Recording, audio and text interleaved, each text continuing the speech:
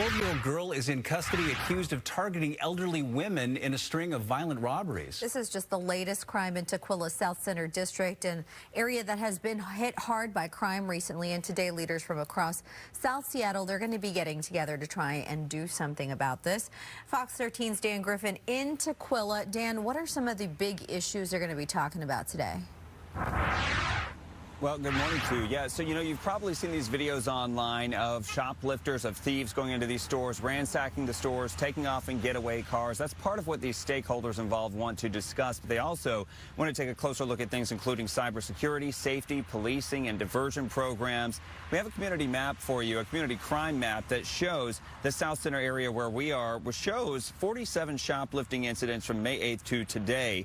The Seattle Southside Chamber of Commerce hopes that conversations with police chiefs, a retail theft panel, mall officials, and many others can drive solutions. They want to make sure that not only businesses feel safe and well informed, but the community too. So we know that some schools, including the University of Florida, have been developing new technology to help retailers cut down on shoplifting, including a self-checkout counter where your face is being recorded on a screen and a light flashes warning you of just that. Some power tools are now being equipped with chips that make them useless until they're paid for through the store.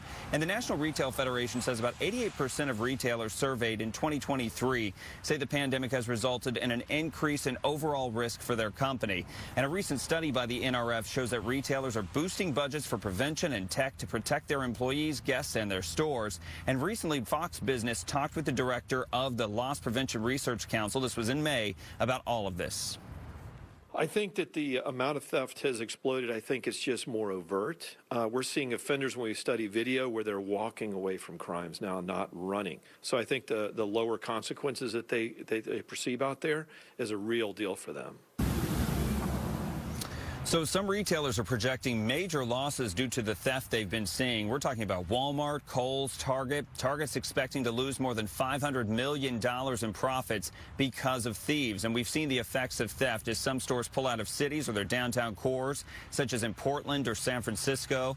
And that's why the National Retail Federation is also pushing for lawmakers to pass the Combating Organized Retail Crime Act of 2023. And this summit that's going to be happening today with business leaders and community leaders, it's going to be taking place at the DoubleTree Hotel over by SeaTac Airport. That's going to be going from noon to 2 o'clock today as they join this national conversation and try to find some solutions. Of course, we'll keep you up to date on what comes out on this. But for now, we're live in Southcenter. Dan Griffin, Fox 13 News.